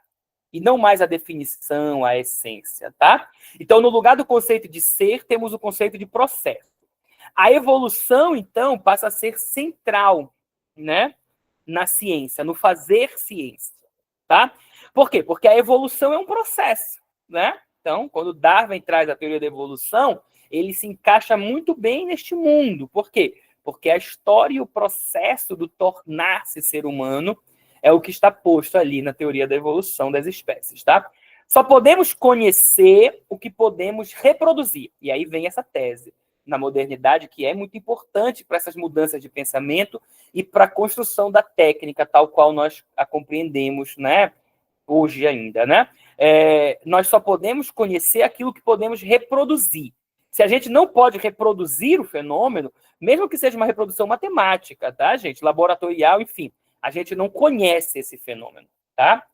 Tudo é fabricado em um processo que se esconde no produto, que é o resultado. Aí começa uma armadilha, Hannah Arendt vai dizer. Ora, exatamente esse foco no processo vai fazendo com que gradativamente o foco recaia no resultado do processo, que é o produto. E aí, o fazer, a ação do Homo faber, o trabalho, o fabricar, construir as coisas enquanto fabricação de mundo, né, vai perdendo o seu lugar, porque o que vai importar é o resultado, é o produto. E aí a gente vai entrando na era do capitalismo, da mercadoria, né, onde o que vai importar é o resultado final. Mas como chega nisso? Vamos lá. Enquanto predominou o conceito mecanicista do mundo, que era, por excelência, o conceito do mundo do Homo faber, não se chegou a perceber inteiramente a importância dessa inversão. Esse conceito encontrou sua teoria mais plausível na famosa analogia da relação entre a natureza e Deus com a relação entre o relógio e o relojoeiro. Se a imagem do relógio e do relojoeiro é tão impressionantemente apropriada, é porque ela contém tanto a noção da natureza como um processo na imagem dos movimentos do relógio, quanto a noção do seu caráter de objeto ainda intacto na imagem do próprio relógio e do seu fabricante. Além de incluir, que ela vai dizer depois, né, a imagem do homem como Deus que vai controlar, recriar, moldar aquele relógio. Compreender as artimanhas daquele relógio, isso daí no Renascimento, tá? No abandono da fé, enfim, essa coisa toda. O rompimento com a contemplação foi consumado não com a promoção do humano fabricante à posição antes ocupada pelo humano contemplativo, mas com a introdução do conceito de processo na atividade de fabricação. Tá? E aí tem um percurso histórico aí, tá? Vejam só. Nós tínhamos a vida contemplativa nos gregos, principalmente Platão, né? Todos conhecem a teoria das ideias de Platão, né? O que é real, o que é verdadeiro, é aquilo que está no mundo das ideias. São as ideias abstratas das coisas. Tudo aquilo que existe concretamente no mundo é uma cópia da ideia, portanto, é menos verdadeiro, portanto, é uma cópia, né? Então, isso é o pensamento onde a vida contemplativa, que ia me garantir o acesso a esta verdade abstrata, é o mais elevado, tá? Aí nós temos gradativamente a inversão do o que para o como, que é o processo, e isso que ela chama de vitória do homo faber. Vejam, a palavra vitória aqui, assim como a palavra derrocada, que vai aparecer depois, ou derrota, não indica assim algo positivo ou negativo, tá? Como a gente entende no senso comum. A vitória é algo positivo, a derrota é algo negativo. Não. Vitória aqui é no sentido de que um se sobrepõe ao outro e o outro é sobreposto por um, tá?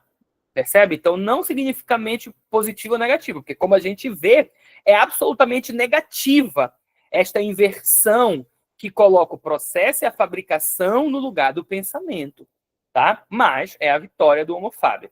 E o que significa esta vitória? Isso que eu falei para vocês, né? Uma mudança gradativa de um pensamento que contempla para um pensamento que apenas pensa na questão utilitária, na causa e efeito, ou um pensamento que é um meio para se alcançar um fim. Na linguagem do Heidegger, do encontro passado, é a transição do pensamento que medita para o pensamento que calcula, do pensamento filosófico para o pensamento técnico-científico. Não à toa, hoje eu quis pôr esta camisa da Hannah Arendt para vocês, que traz a frase aí, ó. Pensar é perigoso. Não pensar é mais perigoso ainda. Né? Claro, essa frase não é desta obra aqui, ela é da obra da banalidade do mal, né? Que é o julgamento do camarada lá, do judeu, enfim, onde surge o conceito de banalidade do mal, aonde ela vai elaborar a tese de que não se pensa mais no mundo contemporâneo, apenas se age mecanicamente, tecnicamente, né?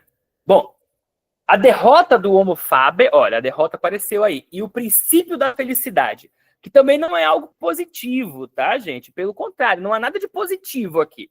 Esse percurso que ela está apresentando, ele é absolutamente negativo, ele é um decair do pensamento meditativo, uma perdição do humano que é derrotado, aí sim, de forma bem negativa, pela maquinação do mundo, pelo pensamento técnico, tá? Então, este homo faber, ele vai ser derrotado pelo princípio da felicidade. O que nós temos aqui? Ó? O humano que fabrica, posto acima do humano que age e do humano que labora. Então, o trabalho ele é elevado à categoria, à condição humana superior, enquanto a ação e o labor são inferiores, tá? Neste momento. Qualquer motivação é reduzida ao princípio da utilidade, né? Então, eu faço isso porque eu quero alcançar tal coisa. Não existem mais ações desinteressadas, assim como o próprio labor já não é mais desinteressado, né? E aí, dentro desse raciocínio de homo faber, eu passo a tentar controlar o próprio labor. Vamos lembrar no encontro que a gente fez da Dana Haraway, né? Como que a ciência fazia de tudo para controlar, por exemplo, os corpos das mulheres, né? A pílula para a mulher não menstruar, percebe? Então, este controle do próprio labor. Ora, a menstruação uma atividade, no caso das mulheres, do labor feminino. Né? A mulher não escolhe menstruar. Né? Então, não é uma ação, também não é um trabalho menstruar, é labor. Mas, com o pensamento do Homo Faber, este próprio labor passa a ser controlado, é mais útil para a sociedade, que aquela mulher que quer trabalhar na fábrica, vejam só, não fique menstruando todo mês e atrapalhando e perdendo 2, 3 dias de trabalho, viram só? Este é o humano derrotado pela maquinação do mundo. Vamos lá. A sabedoria, citação dela, a sabedoria que vê todas as coisas dadas como matéria-prima e toda a natureza como um imenso tecido do qual podemos cortar qualquer pedaço e tornar a coser como quiser, o equacionamento da inteligência com a engenhosidade, ou seja, o desprezo por qualquer pensamento que não possa ser considerado como primeiro passo para a fabricação de objetos artificiais, principalmente de instrumentos para fabricar outros instrumentos e permitir a infinita variedade de sua fabricação, e, finalmente, o modo natural de identificar a fabricação como ação. E vejam só, o trabalho foi se tornando tão elevado que ele passou a ser identificado como a ação humana por excelência. Lembram? A ação é essa condição humana da pluralidade, aonde eu tenho a política e a possibilidade da política. Quando eu atrelo o trabalho à ação, e foi o que aconteceu no período pós-industrial, marxismo, capitalismo, toda essa discussão, né, eu elimino a existência de uma ação genuinamente política, de uma troca relacional verdadeira e genuína. Na linguagem do Ailton Krenak, eu impeço a existência de alianças afetivas ou da confluência, né, da diversidade. Ela não é possível. Por quê?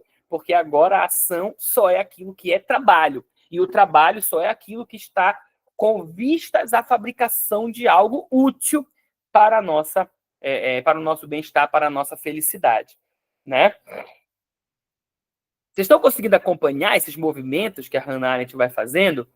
Esse trecho, ele é bem exemplificado. Eu vou mandar depois para vocês no final da aula, que você já deve ter até visto, né? Um vídeo do Antônio Bispo, tá rolando nas redes sociais essa semana, dele falando sobre a vagabundagem, né? Ele vai dizer, ora, disse que resolvendo a luta de classes, resolve todos os problemas. Não é verdade, porque tudo está envolto em trabalho. Ó, o trabalho aí. Tanto o capitalismo quanto o marxismo, né? E eu que não gosto de trabalhar, ele vai dizer, né? Não existe o sindicato dos vagabundos, o sindicato da vadiagem. Eu gosto de vadiar. Eu tô com fome, eu pego a farinha, faço um beiju, como, vou ali no pesco um peixe, como, a natureza me dá tudo o que eu preciso. Eu não quero saber de trabalhar. Como é que eu fico nessas... Eu não sou ser humano, né? Eu vou mandar para vocês o texto. É sobre isso que a Hannah Arendt está falando. Perde-se a noção do que é de verdade a condição da ação, como relação de pluralidade, relação genuína, ética, troca relacional entre pessoas, porque a ação se transforma apenas em trabalho, tá? Outra inversão surge agora. A elevação do labor ao alto grau. Olha só, agora começa a ser o labor a ser elevado. Aquilo que deveria ser organísmico e independente das escolhas do ser humano, passa agora também a entrar, né, no grau da preocupação do Homo Faber. Ele vai ter que fabricar o próprio labor, tá? É útil aquilo que faz feliz o maior número de pessoas. E aí a gente tem o fracasso do Homo Faber, que não mais contempla. Agora ele só produz. Ele não pensa mais antes de produzir. Então, o Homo Faber, na técnica grega, ele pensava antes de produzir. Vamos imaginar aqui o artista olhando o bloco de mármore, por exemplo. Né? Tem muitas anedotas sobre isso. Ele observa aquilo e depois ele vai esculpindo e retira a estátua de dentro do bloco de mármore. Então, ele contemplou antes, ele pensou, ele observou. Agora não, agora você pega uma imagem, põe uma impressora 3D, está feito, está produzido. Né? Não existe mais contemplação, só existe agora o utilitarismo. Vejam, o próprio sono, que deveria ser da condição humana do labor, da vida, do descanso, ele foi engolfado pela estrutura do trabalho. O Byung-Chul Han diz isso muito bem para a gente. Ora, o sono, ele não é um momento separado do trabalho, ele é o momento de descanso. Eu só descanso no sono porque eu preciso trabalhar no dia seguinte, né? Ele está enredado por essa estrutura do trabalho, né? E aí o próprio Homo Faber, aquele homem que constrói mundo, que provocou a primeira inversão, agora foi derrotado e substituído pelo utilitarismo aqui, né? Nesse sentido, tá? Talvez nada indique mais claramente o irrevogável fracasso do Homo Faber, entendam, da pessoa que constrói, do humano que constrói mundo, em afirmar-se na era moderna que a rapidez com que o princípio da utilidade, a própria quintessência de sua concepção do mundo, foi declarado inadequado e substituído pelo princípio da maior felicidade do maior número, né? Vejam como essa ideia, que está na base da qualidade de vida e todas as estruturações de sustentabilidade da ONU, por exemplo, de saúde para o novo milênio da ONU, né, partem desse pressuposto, a maior felicidade do maior número de pessoas, né? A diminuição do maior número da pobreza, ou diminuição, não sei o quê. Então, isso substituiu aquele princípio de utilidade. Não é mais o que é útil, é aquilo que vai alegrar maior número de pessoas. O que também é uma ilusão e um fracasso, mas é o que vai pautando os movimentos, tá? O humano fazedor, né? O homem que constrói mundo, o humano que constrói mundo, não mais faz coisas, mas ele produz instrumentos que produzem outros instrumentos. Viram só? Né? E aí você pode pensar numa coisa mais moderna, por exemplo, numa fábrica, as pessoas que estão lá apertando botões, apertando parafusos, estão fabricando carros que vão ser comprados pelas pessoas para produzir, sei lá, capital, levar a pessoa de um lugar para o outro, para ela chegar no trabalho a tempo, enfim. Né? Então, tudo está envolto nesse mundo do capital. Nesse sentido, não há mais telos no processo. O telos é o fim do processo. Tá? Não há sentido, portanto. Esvazia-se a condição humana. A condição humana, tanto do labor, quanto do trabalho, quanto da ação, são esvaziados dentro da estrutura capitalística, capitalocêntrica. Não há mais fim. O Byung-Chul Han vai falar muito disso, né? Não há desfecho. Naquele livro que eu recomendei para vocês. Não está no nosso programa, fininho, mas que eu recomendei, chamado Favor Fechar os Olhos. É o livro mais barato do Byung-Chul Han. Acho que é R$20, R$22 nas livrarias famosas do Brasil. Né? É um livro bem fininho, assim, são 40 páginas, mas é só o meio que tem texto, é bem rápido que ler, dá para ler em 20 minutinhos. Nesse texto, ele analisa exatamente como a nossa sociedade não possui mais um telos, não possui um desfecho, um fim. Por isso ele clama, favor, fechar os olhos, né? De fato, descansar de fato, sem ser apenas um intervalo entre os 2 dias de trabalho. Bom, e aí essa felicidade, essa busca da felicidade, ela é feita pelo cálculo da quantidade de dor e prazer experimentado, não na vida, vejam, mas na produção e no consumo das coisas. Então, não é a quantidade de dor e prazer que eu tenho na vida, porque a vida não faz mais sentido, ela foi esvaziada aí, né? Ela se transformou em produção e consumo. Percebem? E aí isso também não vai dar certo, observem. E aí, como isso não vai dar certo, vai ter uma outra inversão, que é a colocação da vida como, né, plena em si mesma. Mas antes, vamos lá.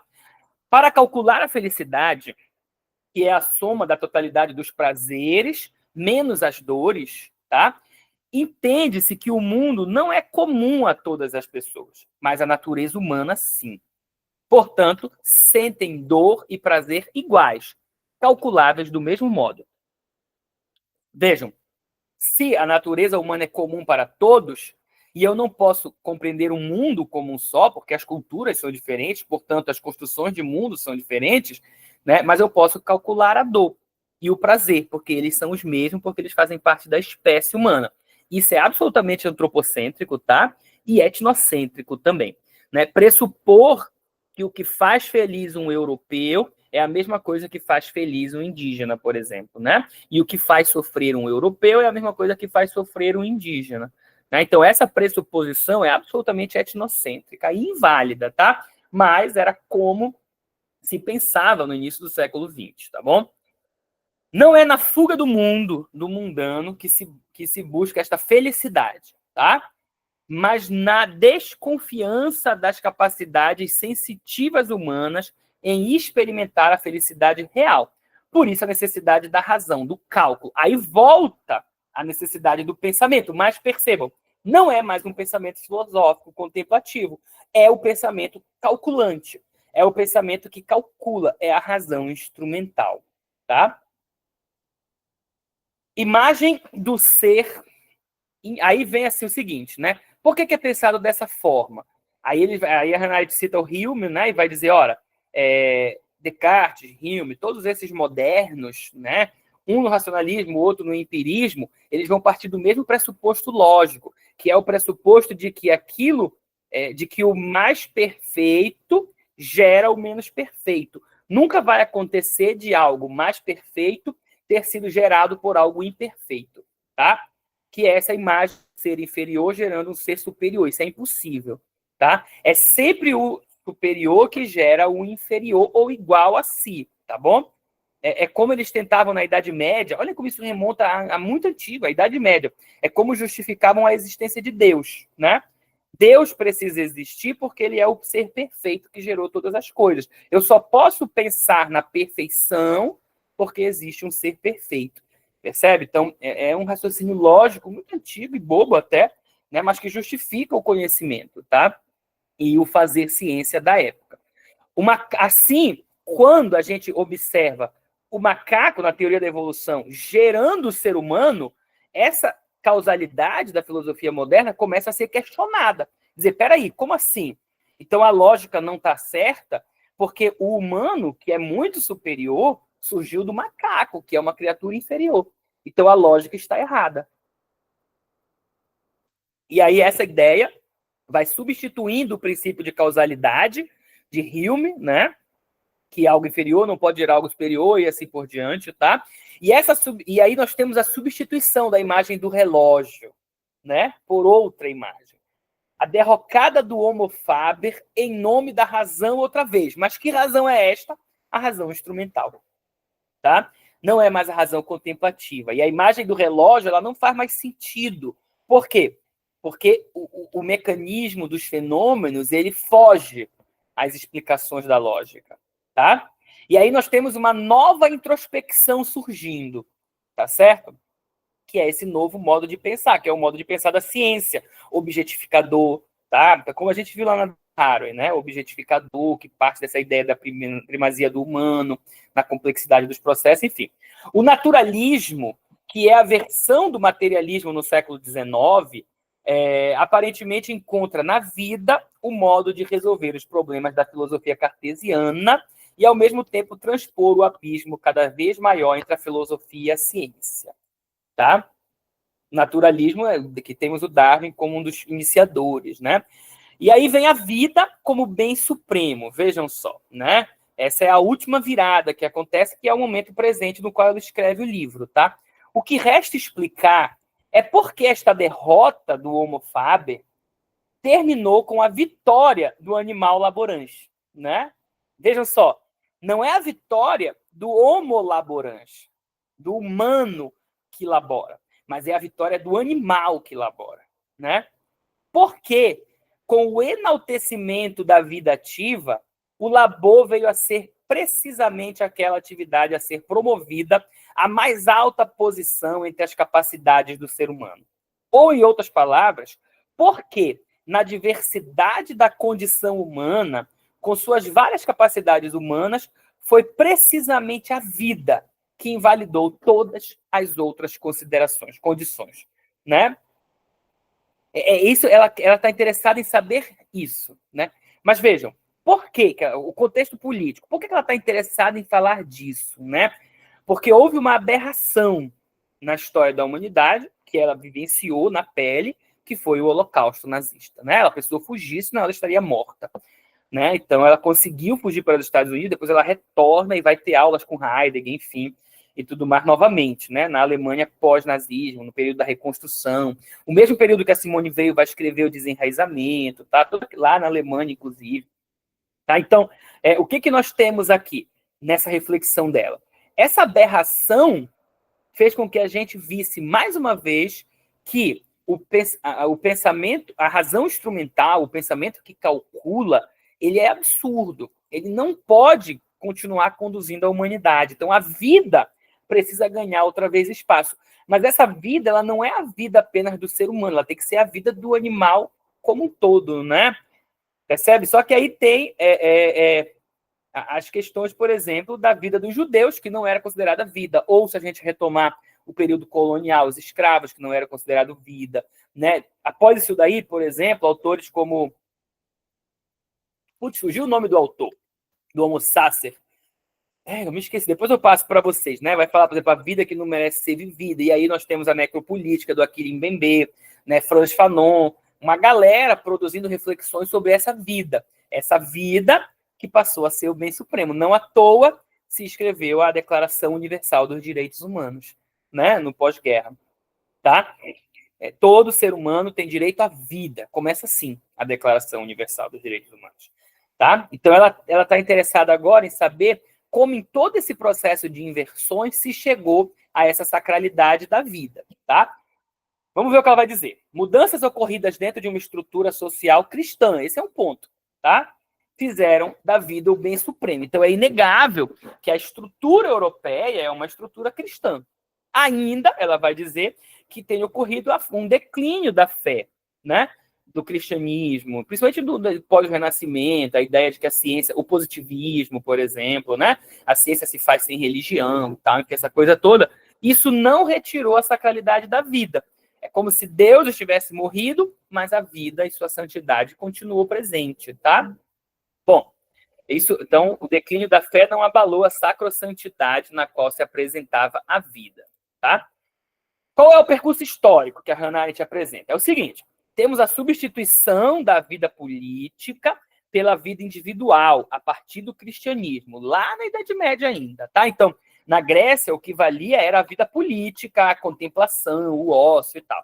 De repente, com o advento do cristianismo e com a filosofia medieval, essa vida política é substituída pela vida individual. É muito mais importante você salvar a sua alma do que você fazer uma política, né? Fora do que você se salvar na cidade, por exemplo, ou na vida política. Então, cuidar da sua alma é mais importante. Continua sendo importante aí o pensamento contemplativo. Só que agora, ao invés do pensamento contemplativo ser voltado para a vida na polis, ele é voltado para a salvação, tá? Mas ainda tínhamos a contemplação. E aí, o que aconteceu? A primeira inversão, que foi esse pensamento contemplativo ser substituído pelo trabalho, pelo pensamento, pelo homo faber, pela fabricação de coisas. Posteriormente, essa fabricação de coisas levou à substituição do processo pelo resultado final, que é o produto, né? E aí, neste processo, a vida é no lugar do mundo, né? Então, ao invés do mundo que está sendo construído pelo trabalho, é a vida que passou a importar aí. Aí nós temos a derrocada cartesiana e a dúvida cartesiana e a derrocada do cristianismo, né? Iniciada nesse processo, né? Agora, o que é certo e indubitável é o meu pensamento e o que eu posso construir com este pensamento, tá? E a permanência da noção de vida como bem supremo, tá bom? Foi só quando perdeu o seu ponto de referência na vida contemplativa, vejam só, que ela repete várias vezes, então vamos ler com calma esse daí, tá?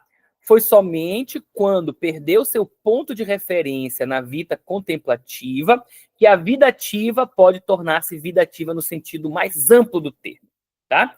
Que é a ação propriamente dita, porque a vida contemplativa, apesar de ser uma atividade, ela não é muito uma ação, ela não é praxis no mundo, porque ela é contemplação apenas. Então, foi só quando perdeu de vista essa contemplação que ela passou a ser atividade propriamente dita.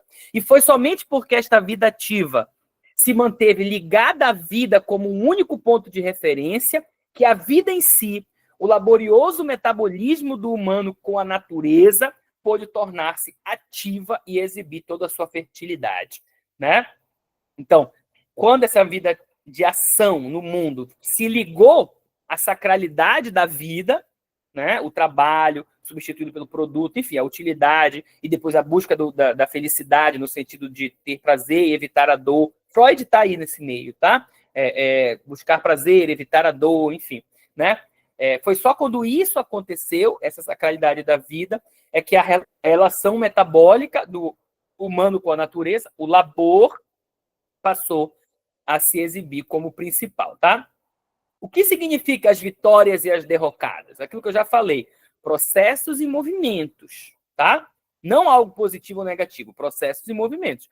E que razão é essa que vai se transformando ao longo desses processos e desses movimentos, dessas vitórias e dessas derrocadas? A razão instrumental.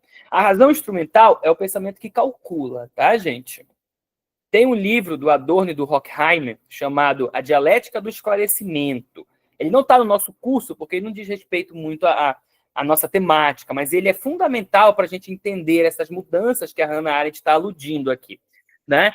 Como que o pensamento filosófico gradativamente se transformou em razão instrumental, a mesma razão que justificava, por exemplo, tudo que era feito nos campos de concentração. Existe um pensamento técnico e racional justificando ali, né? O filme ganhador do Oscar de filme estrangeiro no passado, que é um filme francês e alemão junto, que é Zona de Interesse, se vocês assistirem, não, vocês têm que estar bem espertos, porque o filme dá um sono danado, tá? Mas é um filme genial para mostrar exatamente essa razão instrumental. Tem um campo de concentração, que eu acho que é Auschwitz, tá? E tem uma casa, que é a casa onde fica o chefe, o líder lá, do campo de concentração. E aí o filme fica mostrando a rotina tediosa da vida, né? Enquanto que para lá do muro a gente fica ouvindo tiros, gritos, mortes, a fumaça da chaminé subindo. Tipo, para lá do muro está acontecendo tudo, mas o filme está mostrando esse lado daqui, né? E aí tem os momentos em que vários cientistas vão chegando, vão sentando, olha, essa aqui é a arquitetura da chaminé, a gente bota um corpo aqui, depois a gente gira esse mecanismo, bota mais corpos aqui, gira esse mecanismo, bota mais corpos aqui. Então você não precisa esperar alguns corpos carbonizarem, virarem cinzas para poder botar outro. Você pode estar botando corpos cada vez mais e assim você não para de produzir fogo ali. Olha que doideira, né? Assistam o Zona de Interesse, já chegou nos streams, né? É um filme obrigatório para a gente entender esse período. É bem pesado, bem, né? Quando a gente começa a entender o que está se passando por detrás, né, das cenas. O que importa é a narrativa por detrás da narrativa. E aí, quando a gente consegue entender ela, é pesado. Mas é muito bom para mostrar essa razão instrumental, tá? E aí, para encerrar, nós temos a vitória desse animal laborante, né? As certezas se perdem, a vida imortal se perde, o mundo real também se perde. Os únicos conteúdos que sobraram foram os apetites e os desejos. Olha o Freud aí, tá? Os impulsos insensatos de seu corpo que o humano confundia com a paixão, que considerava irrazoáveis por não poder arrazoar com elas. Ou seja, prevê-las e medi-las.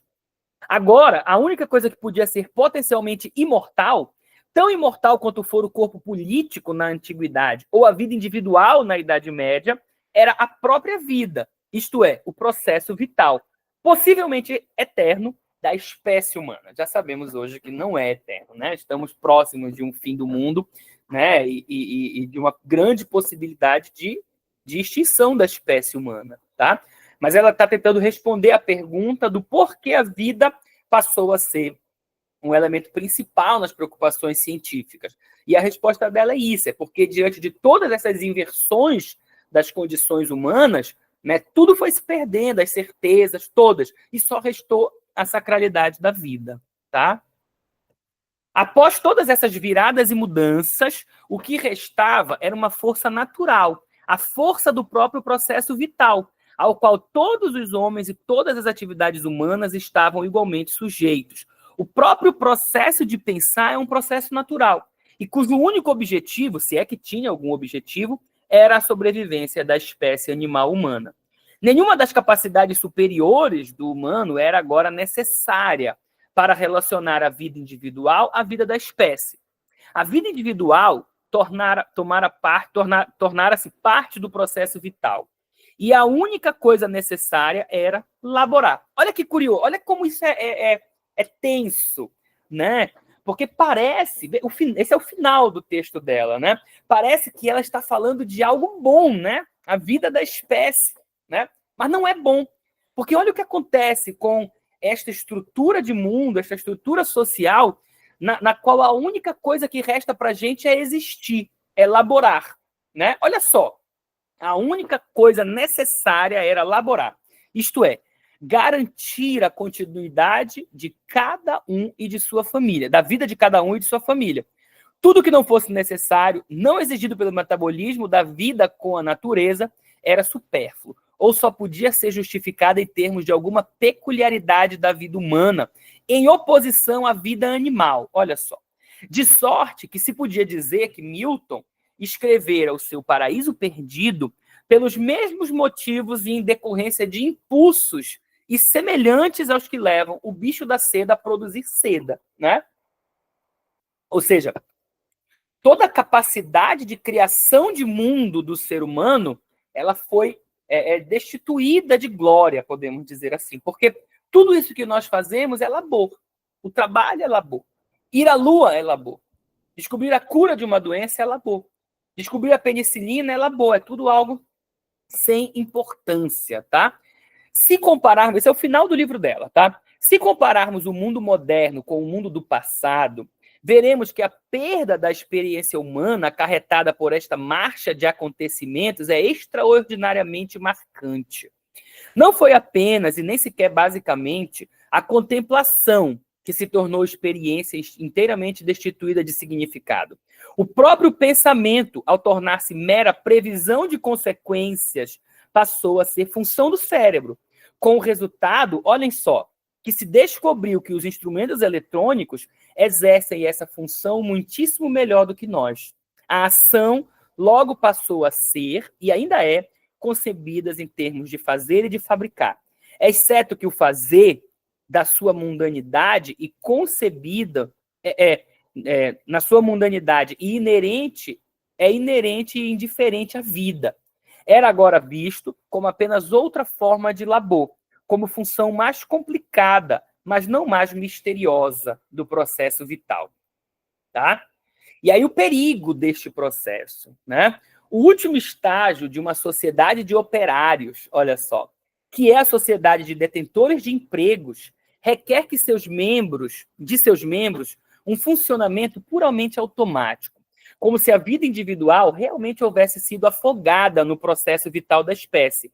E a única decisão ativa exigida do indivíduo fosse deixar-se levar, por assim dizer, abandonar a sua individualidade, as dores e as penas de viver ainda sentidas individualmente, e aquecer, ou concordar, né, num tipo funcional de conduta entorpecida e tranquilizada. Então é a vida maquinal.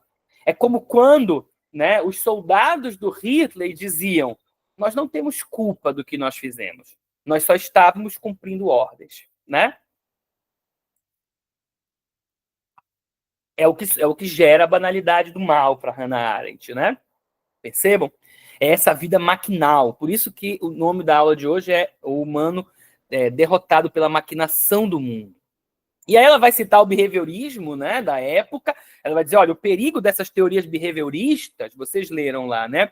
Não é que elas podem fazer alguma mudança, é porque elas estão mostrando exatamente um modelo de sociedade que pode se perpetuar.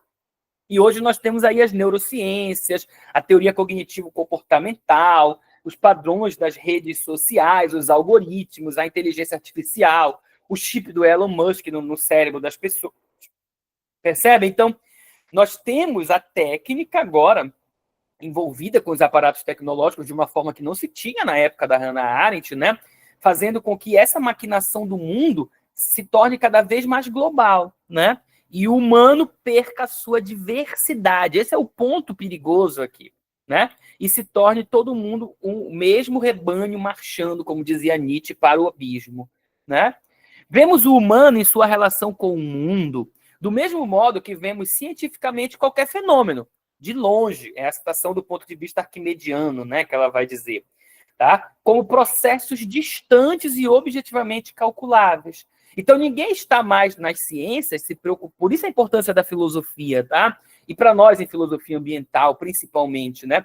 Ninguém está, de fato, se preocupando com a relação genuína das pessoas com o mundo, dos mundos entre si, da confluência, né? Está-se apenas preocupado em calcular, em emitir prognósticos e tudo mais, né? No meio da sociedade que desaprendeu a agir e deslocou-se de suas condições, construindo e fabricando como se laborasse de modo mecânico, nessa nossa sociedade atual, que era a sociedade da Hannah Arendt, agora de uma forma muito ampliada a nossa, né? O que nós temos? A ação dos cientistas que intervêm com a natureza do ponto de vista do universo e não com a textura das relações humanas, né? Não tem o caráter revelador da ação, nem a capacidade de produzir histórias e tornar-se histórica, que é a ideia da ação propriamente dita, né? Caráter e capacidade que juntos constituem a própria fonte de sentido que ilumina a existência humana. O que se tem agora é um conhecimento mecânico, né? É a busca de cura de doenças feita a partir dos interesses econômicos capitalísticos. Percebe? Então é só o lucro que importa, é o pensamento maquinal que importa. Nós somos engrenagens numa esfera maquinal, tá?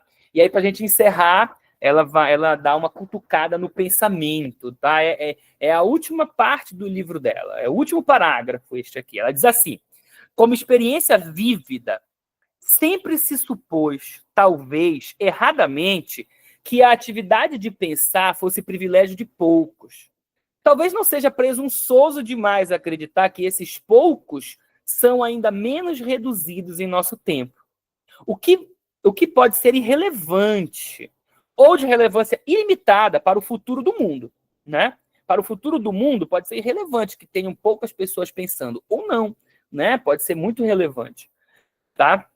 Mas não é irrelevante para o futuro da humanidade, né? Então, para o futuro do planeta, a gente já falou bastante disso, né? Para o futuro do planeta, é irrelevante que a gente esteja ou não fazendo filosofia. Ela está dizendo isso, né? Hoje em dia a gente já sabe que não, porque é exatamente a ausência deste pensamento crítico que tem permitido que os crimes ambientais, as catástrofes ecológicas sejam provocadas pelo mundo do capitalismo. Hoje a gente já tem essa noção. A Hannah Arendt não tinha essa visão. A Rachel Carson, 4 anos à frente, já vai ter essa visão, tá? Então é por isso que ela fala. Então a preocupação dela é com o futuro da espécie humana. Ela vai dizer, ora, mas para o futuro da espécie humana, é muito preocupante que poucas pessoas estejam pensando. Vejam que é a mesma coisa, é o mesmo modo que o Heidegger encerra o texto dele sobre a serenidade, né? É a ideia de que, olha, é preocupante a ausência do pensamento que medita e o escalonamento e aumento do pensamento que calcula, porque pode chegar um momento em que o pensamento que calcula vai ser o único modo de pensar do qual o ser humano vai ser capaz, né? E nós estamos vivendo esta sociedade que só se preocupa com aquilo que pode dar lucro, com aquilo que é calculável, medível, né? A filosofia perde cada vez mais o seu lugar, tá? Então é do mesmo jeito que ela encerra aqui. Vamos lá. Pois em nenhum outro critério, senão a experiência de se estar vivo, nenhum outro gabarito, senão a medida de pura atividade. Vamos lá, vamos de novo. Pois se nenhum outro critério, senão a experiência de estar ativo, se nenhum outro gabarito, senão a medida de pura atividade, fosse aplicado às várias atividades compreendidas pela vida ativa, quem poderia... bem poderia ser, é um bem aqui, tá, ao invés de quem, bem poderia ser que a atividade de pensar levasse a palma todas as demais. Então, se nenhum critério econômico, é isso que ela está dizendo para encerrar, se nenhum critério econômico, político, social, historial, interesseiro ou utilitarista fosse posto em prova, é muito facilmente observável, visto e compreendível, enfim, que o pensamento conseguisse englobar todas as outras atividades, porque para Hannah Arendt, vejam, a condição do pensar, a atividade humana de pensar, ela possui uma primazia, né? Porque é por meio do pensamento que eu compreendo o mundo e crio o mundo, tá? Então é como se ela dissesse, o pensamento humano tem uma primazia diante de todas as outras condições humanas. O problema é que existe uma série de outros condicionantes e interesses externos que vão tornando o pensamento cada vez mais supérfluo né, em nome de outras necessidades, tá? E aí ela termina assim o livro dela, clamando, né, para que a gente filosofe, para que a gente pense. Não à toa a frase da camisa, não pensar é perigoso, não pensar é mais perigoso ainda. E aí, para fechar, vamos tentar unir os dois textos, a gente ainda tem 15 minutinhos de debate, né? A Arendt diagnostica e aponta o futuro de forma reveladora, mas o pensar, genuíno pensar como filosofar, ainda se apresenta para ela como caminho. Então, é um pensamento antropocêntrico, tá? Nosso módulo é sobre o antropoceno. Então, assim como Heidegger, ela é antropocêntrica. Nós podemos agora começar a pensar, né, ou experimentar outros caminhos, outras formas de compreensão do mundo, que não pautadas apenas no pensamento, tá? Fazer uma filosofia que não esteja aprisionada à lógica, uma filosofia da sensação, por exemplo, uma filosofia da experiência, uma filosofia da espiritualidade, de abertura de outros mundos, cosmológica, tá?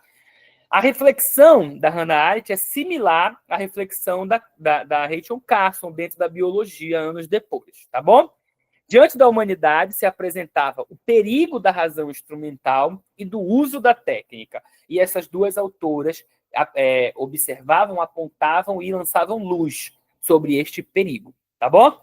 Que não foi observado de forma tão clara, tanto que hoje nós vivemos aprisionados na técnica. Não à toa, o nosso próximo encontro é ainda sobre esses nossos aprisionamentos na técnica, tá bom? Acho que hoje a aula é isso, foi um pouco mais longa, porque a Hannah Arendt exigiu um pouco mais, né, de contextualização, de explicação. Eu vou encerrar a gravação e nós temos aí 15 minutinhos para dúvidas e para o debate. Obrigado, gente.